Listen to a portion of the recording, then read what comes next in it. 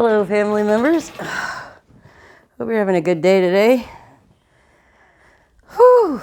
I'm wearing my Lady Gaga shirt to let you know that I, even though I'm about to call her a corporate stooge, I do love her. Like, anyway.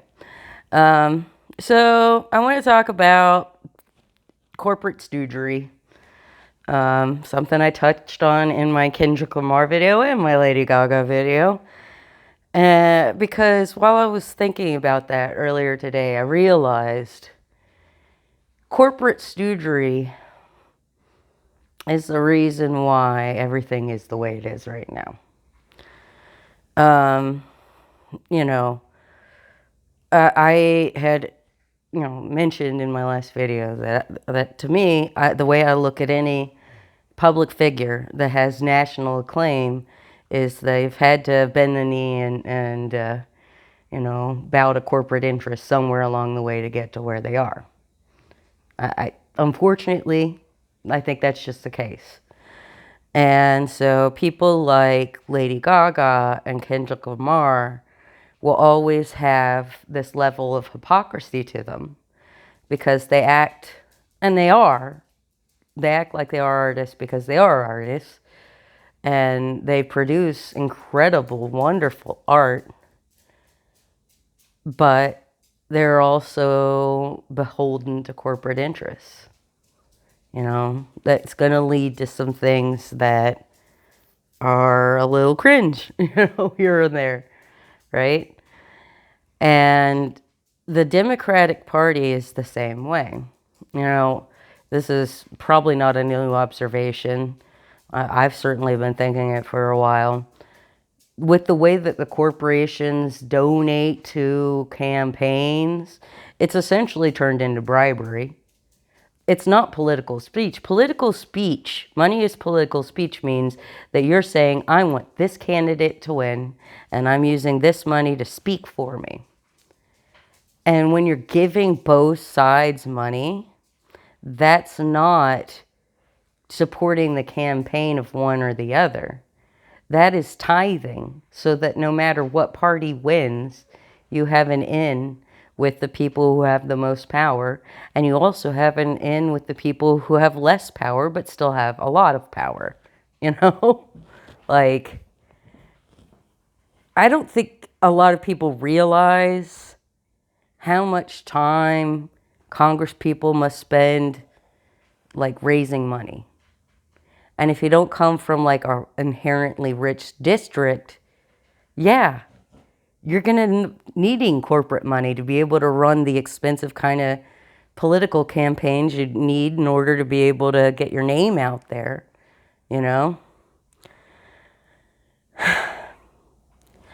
I know that there are a lot of people who are around my age that get real twitchy about having a conversation about the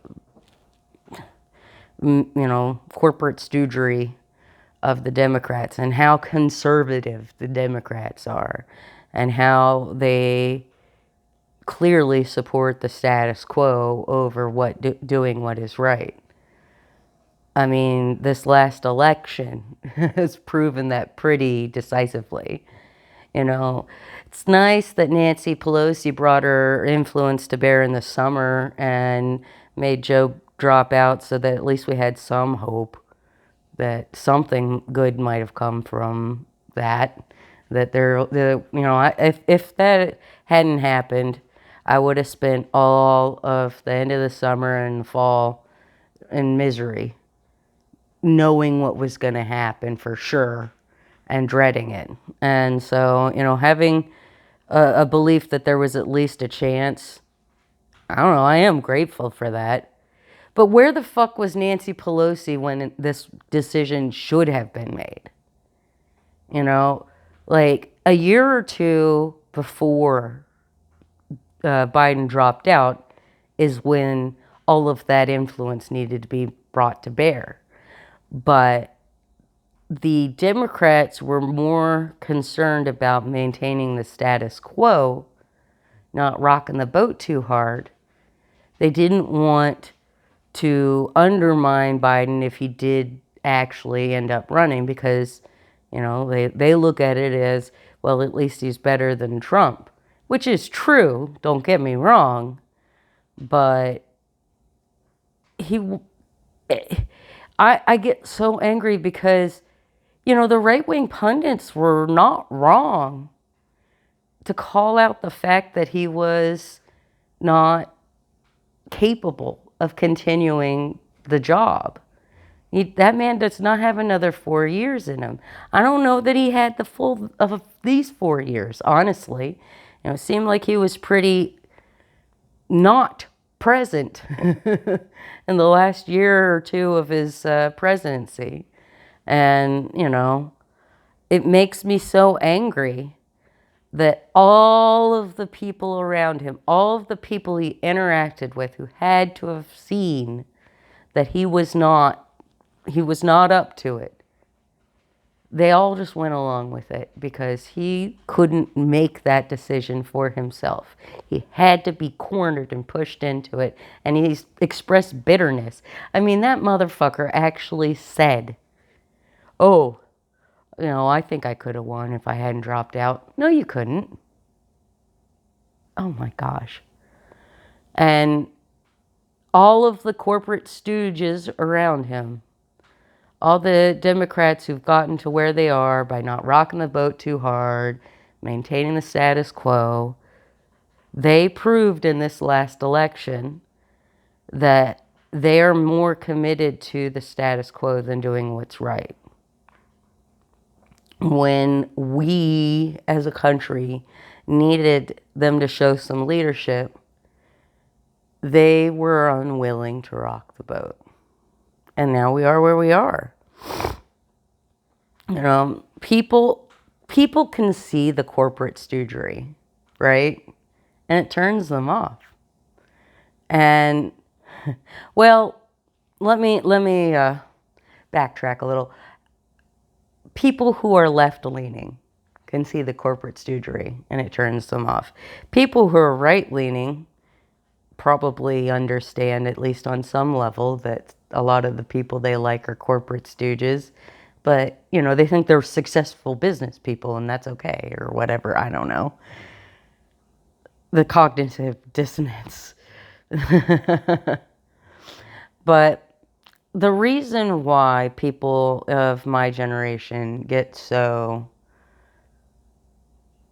have such a strong reaction, I think, to people criticizing the Democrats the way that I am and I'm going to continue doing, is because they feel like it's kind of dangerous. Like, criticizing the Democrats is not me trying to convince you not to vote for them. I am actually imploring you to vote for them generally. The fact of the matter is, where people who are not beholden to corporate interests, people who actually are left-leaning and not, conservatives like the Democrats, we,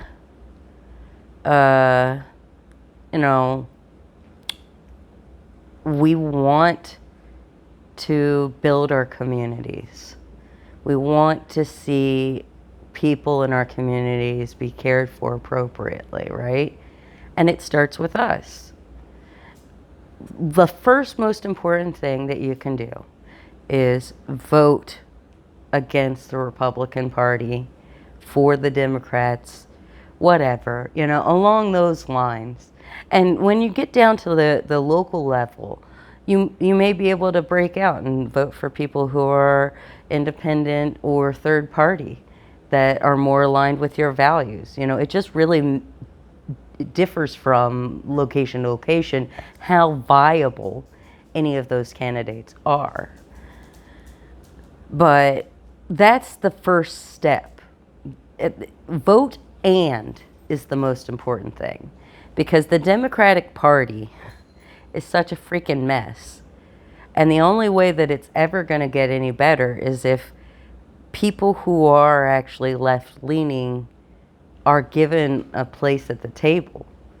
I think the Democrat Party has become a coalition party. It's become a party where you have this sort of uneasy alliance of like the center, the sort of left-leaning centrists, and then the actual leftists, all compounded. And the only people who are really getting a seat at the table are the most conservative people. And the only way a coalition party works is if all of the parts of the coalition are actually represented by the party. And that is basically how the Democrats handed away any political relevance they could have had for the next 2 years, was by not responding to their party. Their corporate masters do not want them to really engage on the Gaza issue. They don't want the boat to be rocked too hard there. And so the Democrats, even though they could see there was this strong, passionate part of their base that needed them to address this issue appropriately, they just punted. All of them did. Even Kamala, all she basically did was say, you know, I'm going to go along with what Joe said for now. I mean, if she had been elected, maybe she would have done, you know, different policy. But she was like, again, too afraid to upset the status quo, too afraid to genuinely disagree, to be real, to be honest about anything. You know, that's the problem with corporate stooges, whether they're entertainment figures or they are politicians, is they have to twist and mislead and lie in the service of not upsetting the balance. You know, I think a lot of, you know, high-ranking Democrats just want things to go back to the way that they were 10 or 15 years ago. And that would be so unsatisfying. You know, like, we have a lot of really fundamental problems that have been going on with this country that started long before Trump. And you guys can't think of anything that you would do other than just kind of like stop the bleeding. Like, the minimum wage is so comically low. I don't even know what the point of it is anymore. Like, they could just get rid of it because, you know, people aren't basically willing to work for that wage anyway. And anyone who is happily going to work under the table. You know, they don't need to do that. Like, people have such a weird, distorted idea of how, like, laws work. It's not like you put a law in place and then people are going to behave in that way. But, you know, if you put a law in place, certain amount of people will behave in the way they're supposed to. Some certain amount of people are going to just do what they would do normally, and some people are going to find ways to get around that, find some loophole or whatever, you know? Like, you can't just legislate people into doing what you want them to do. But you can use your money and your corporate influence to entice people to do what you want them to do. That's a lot more dangerous than making someone do something they don't want to do, because they actually can see they need to resist, potentially. But when, you know, you've sort of been enticed into doing something against your best interest because you need money to survive, and it's hard to get that sometimes in this country, and so you compromise any, like, morals that you might have in order to get money that you need to survive. Like, to be fair, I think you could have called me a corporate stooge to a certain extent for a long time. For 10 years, I worked for a big old corporation. And, one thing I liked about it was so impersonal. Because I had worked for a small business right before that. And I loved the job, but it was very poorly managed. I mean, the people at the top really, their hearts are in the right place, but they were overextended and distracted, and you know, they weren't present enough to really see who was doing all the work and who was doing some really questionable stuff. And everybody, all the workers were treated the same, no matter how valuable they actually were to the company. And when you work for corporate America, there's a very defined ladder, and it looks like you can climb up that ladder. But let me tell you, it's not that easy when you're a woman or a minority. Even in a company that, as far as I could tell, was attempting to embrace diversity. But anyway, I'm not unsympathetic to the corporate stooges out there, because at the basic end, because we live in a society where we don't have a right to shelter, we don't have a right to food, we don't have a right to appropriate health care, we don't have the right to the absolute minimum things that we need to survive. That's going to mean that the corporations are going to have outside influences on us when they offer us little pittances to distract us, And it's very frustrating to see, people out there doing necessary things so compromised because the corporations have so much power that there's no way that you can be, a top tier musician without dealing with Ticketmaster and Live Nation and probably a record company and a merch company and this and that, management, blah, blah, blah. And once you have all of those companies, you're hooked.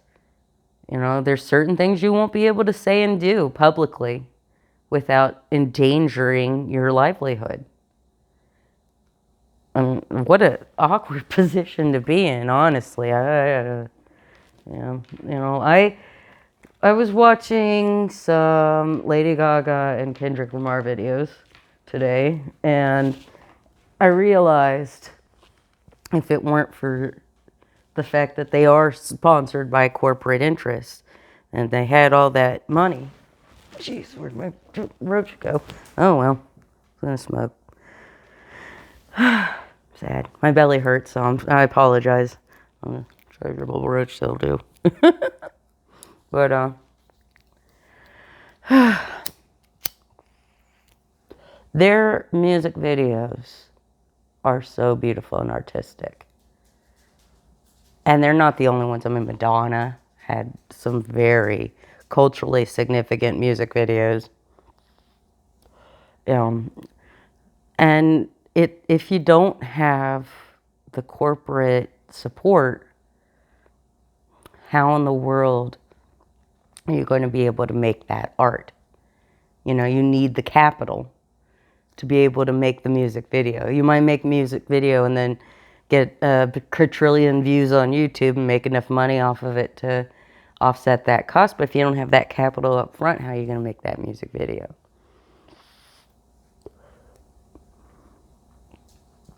This is something that we don't really talk about with art. Before, things were the way they are now, say back in Da Vinci's day, artists had to have patrons. They needed to have patronage. And so what are you not going to be able to do if you have patrons? You're not going to be able to criticize anything they don't want you to criticize. You know, big money has always had influence on high art, as long as high art has been a thing, you know? I mean, you could say some of the earliest examples of high art would be, you know, like Egyptian relics and things like that. Obviously, those were made in service of the rich. Art gets made at the behest of the rich. And right now, a lot. Sorry. Set that aside. A lot of that art is made by corporations to make money. And so that really taints, you know, what they are willing to accept, right? What, you know, a show can do and say, you know. It's prior restraint, you know. People are kept from saying things that are true, you know. Saying, you know, that Taiwan and Hong Kong and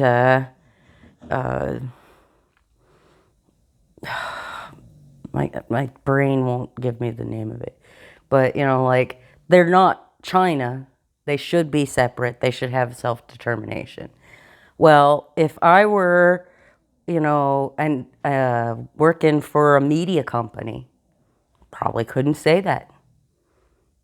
Anybody who's trying to make any money in China, they would not want to have any association with somebody like who would openly say that. Like, their freedom of speech has been prior restrained by the political desires of enemy nation. You know, it's not just about what's legal and not legal. It's about what's incentivized and not incentivized. And corporations may not be able to, like, legislate us into doing whatever they want, although they're trying their hardest to get everything deregulated so they can do whatever the heck they want to us, but they may not be able to make us do what they want by legislation, but they sure can do it by incentives, you know? Like, there are a lot of large corporations that I would like very much not to be doing business with, and I literally have no choice, you know? This YouTube channel is one of my few creative outlets. It's one place where I get to express myself, because being able to sit here and talk about my thoughts uninterrupted to this camera is the only way I'll ever get these thoughts out. I don't have the capacity to write them like I would have when I was younger. And, you know, boycotting Google would destroy that. I don't have anywhere else that I could put my videos like this.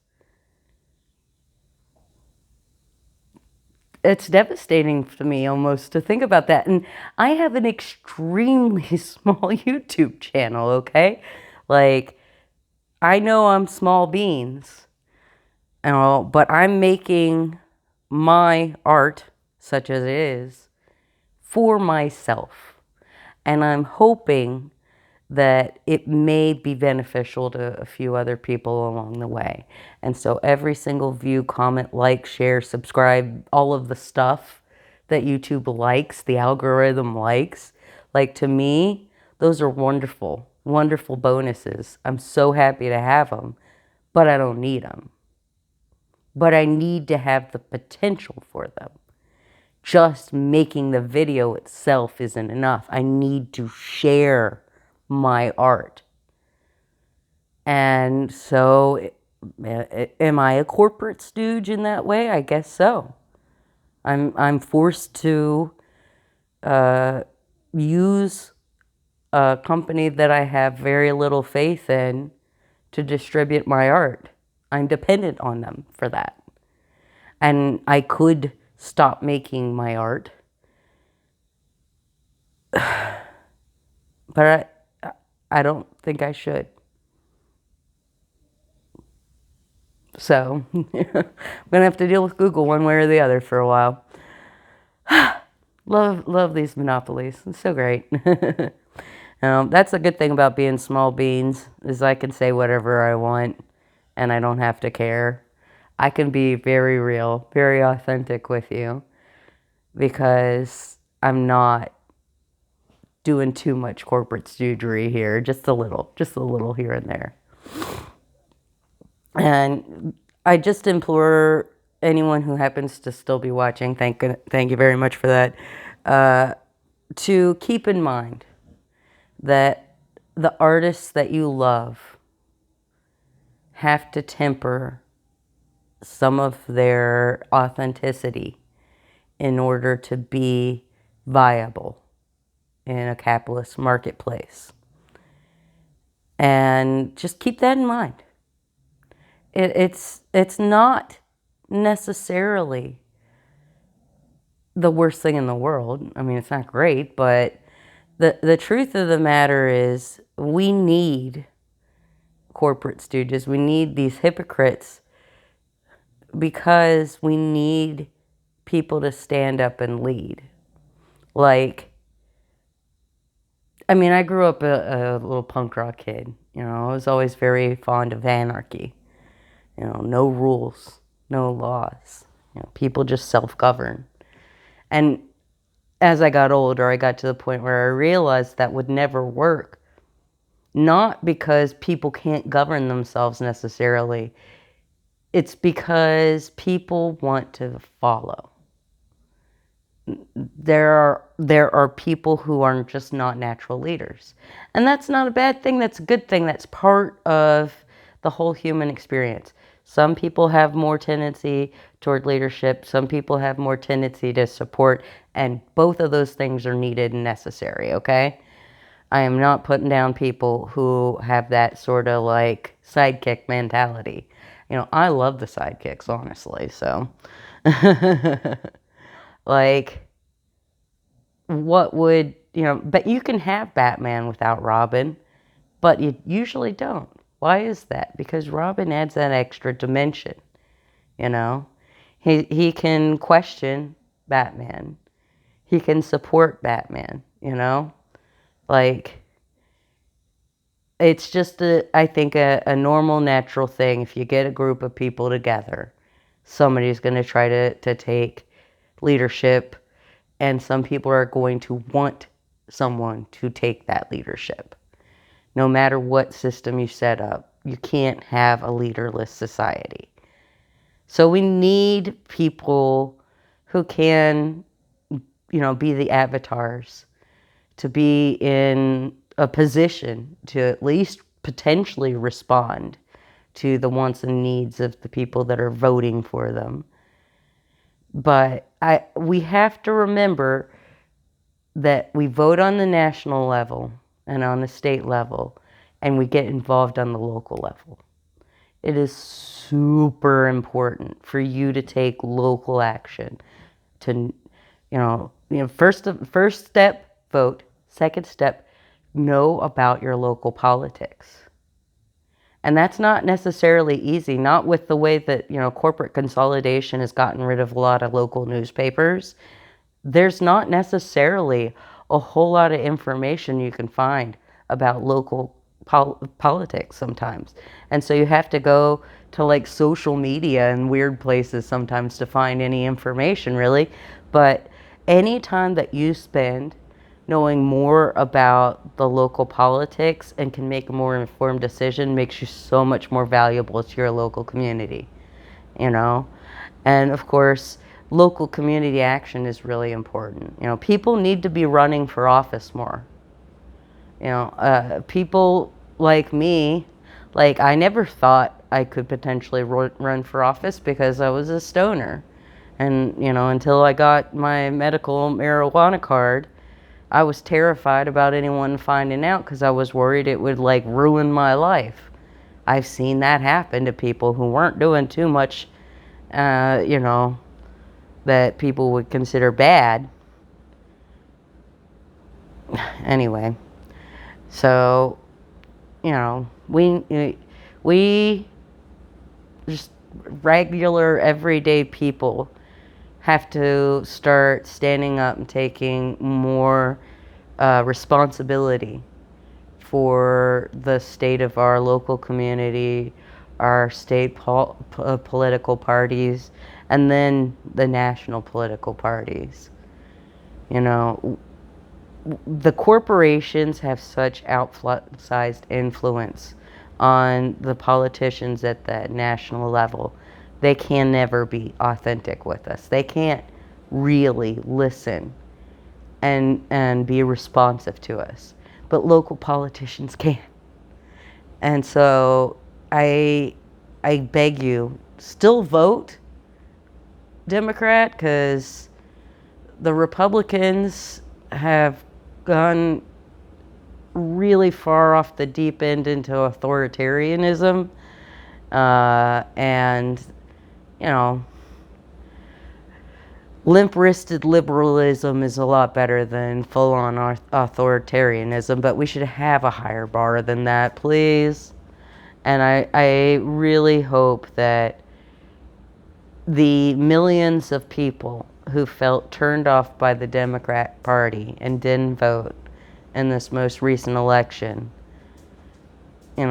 join a third party, or, go out to their local, politics and run for something. If they don't want to run as a Democrat or an independent or whatever, there are a lot of local political posts that aren't partisan, like school boards. Those are really important. It's a good time to be trying to get on the school board or know who's like running for school board, even if you don't have kids.